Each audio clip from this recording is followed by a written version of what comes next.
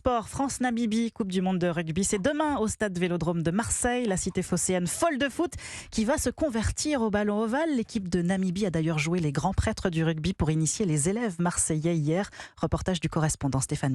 Première prise de balle, premier plaquage et déjà la tête qui tourne.